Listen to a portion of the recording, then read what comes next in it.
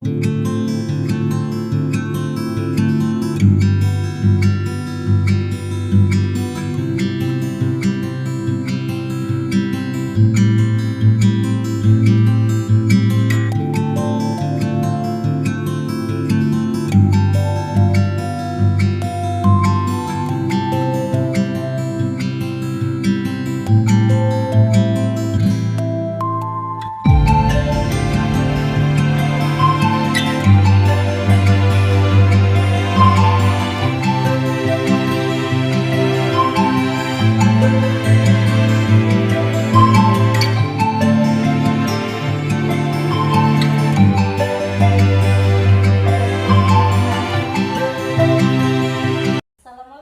warahmatullahi wabarakatuh, Bu Sri. Waalaikumsalam Ibu.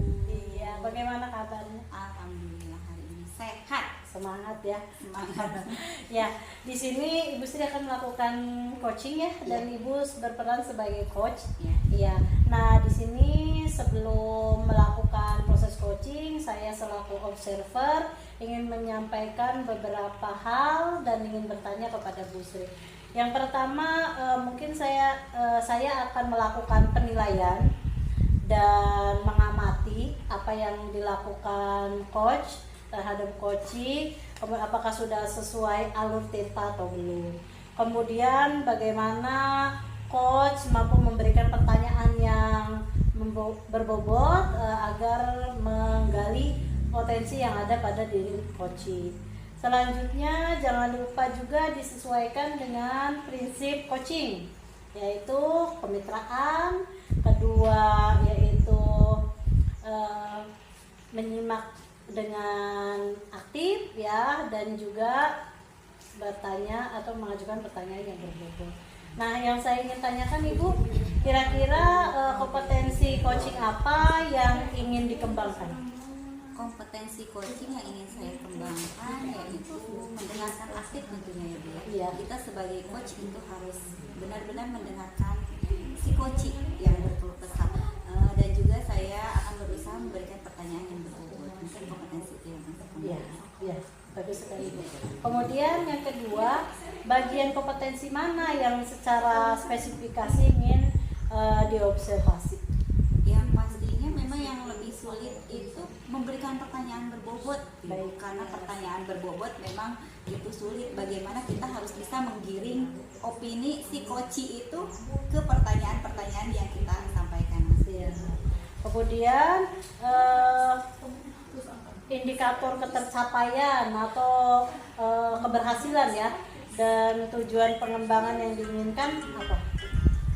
Indikator yang ingin saya capai tentunya saya ingin coach itu nanti menemukan solusi atas permasalahannya sendiri, tanpa kita beri solusi tapi dia bisa menemukan solusi permasalahannya sendiri. Siap.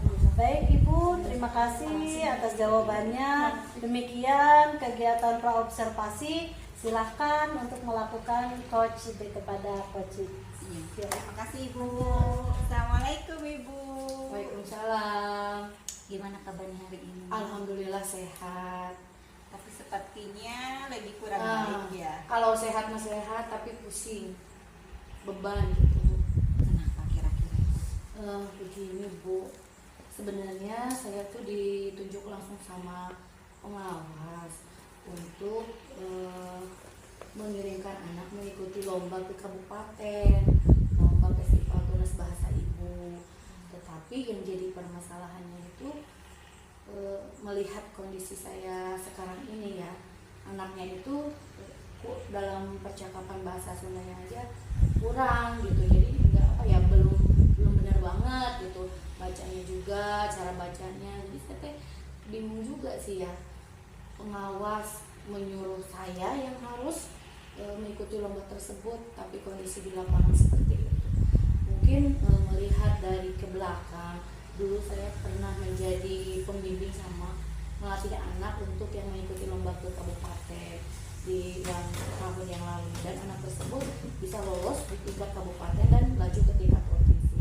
Tapi kan masalahnya sekarang saya sudah pindah sekolah, terus anaknya juga kan kemampuan anak itu kan berbeda, tapi pengawas itu pokoknya harus berneng jadi pelatihnya, Nah itu kan jadi seakan-akan beban buat saya dengan secara harus gitu, jadi harus, kata pengawas harus gitu, jadi punya beban tanggung jawab juga sih Bu. Bagus sekali ya Bu Neng, itu memang sangat terpakai ya di sekolahnya gitu.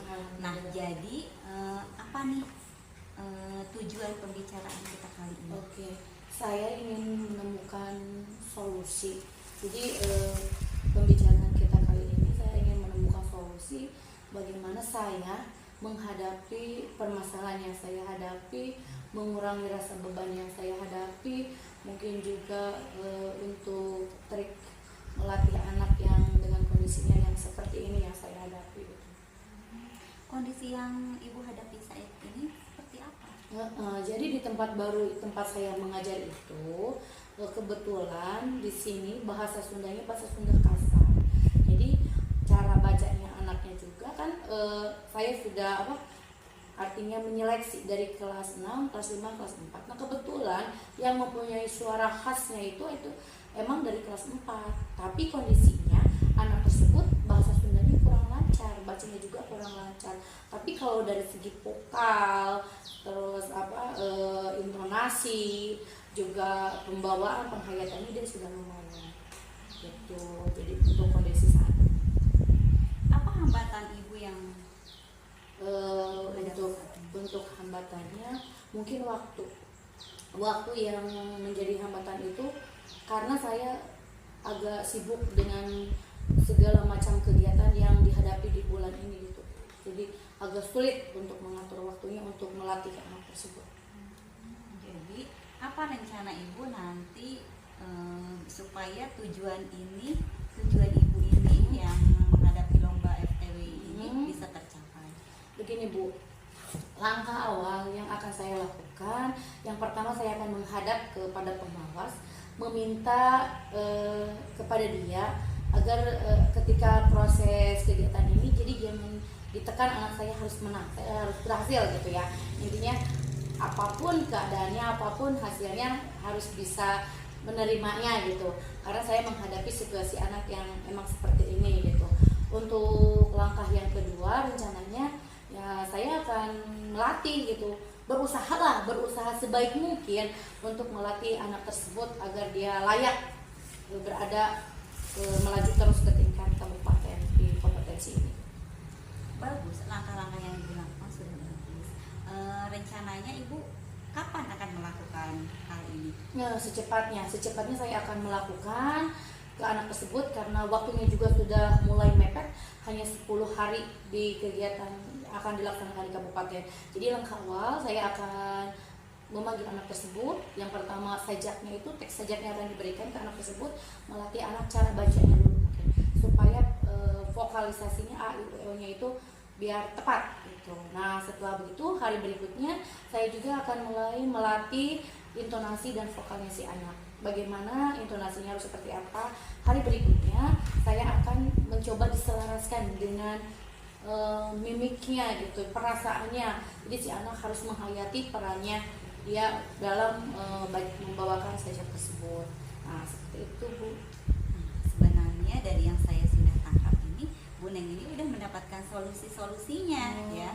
Tinggal rencana-rencananya tinggal dilaksanakan. Nah nanti saya pengen sekali nanti kita ketemu lagi Bu, setelah Ibu melaksanakan rencana-rencana Ibu lagi, nanti kita ngobrol lagi bagaimana hasilnya. Nah sekarang nih setelah Ibu berbicara dengan saya, kita ngobrol-ngobrol, bagaimana sekarang perasaan Ibu? Ya sebenarnya perasaan saya agak sedikit plong gitu, jadi bebannya seakan-akan merasa berkurang.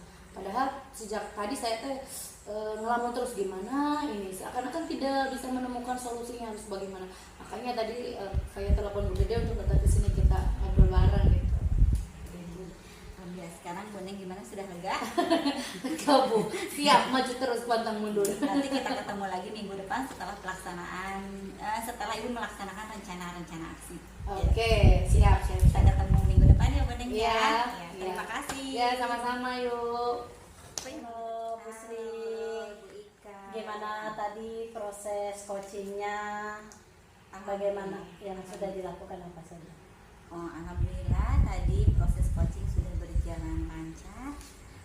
Dan tadi juga saya sudah melaksanakan proses coaching menggunakan alur tirta, yaitu dengan menanyakan tujuan awal, identifikasi, rencana aksi, dan tentunya tanggung jawab. Dan tadi juga saya sudah melaksanakan dengan melakukan prinsip-prinsip coaching, yaitu menyimak, mendengarkan, dan memberikan pertanyaan-pertanyaan berbobot seperti itu. Yang pasti yang tadi saya proses coaching tadi saya lebih menjadi pendengar, jadi menyimak dan mendengarkan keluh kesah dari coaching. Iya, betul sekali Ibu.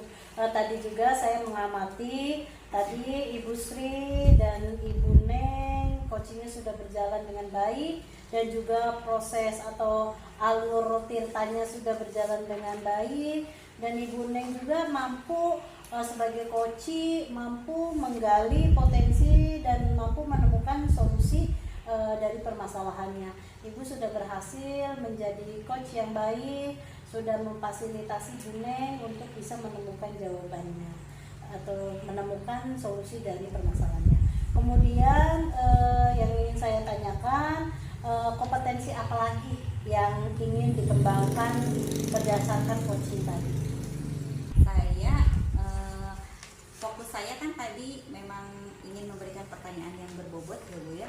Yang pasti yang pertanyaan berbobot yang seperti apa yang ingin saya terus kembangkan agar proses coaching itu berjalan lebih baik lagi. Nanti ketika kita melaksanakan coaching dengan rekan sejawat atau dengan teman yang lain, kalau kita sudah mempunyai bekal pertanyaan yang berbobot itu, nanti mudah-mudahan proses coachingnya akan berjalan lebih baik. Baik sekali Ibu Sri telah menjadi coach yang baik. Semoga kedepannya akan lebih baik lagi ya, seperti yang tadi diharapkan ya. Artinya dari kegiatan ini bisa dikembangkan lagi yang tadi kemampuan untuk mengajukan pertanyaan berbobot. Oke. Ya, terima kasih. Hasil observasinya. Terima kasih. Sukses selalu. Assalamualaikum. Waalaikumsalam.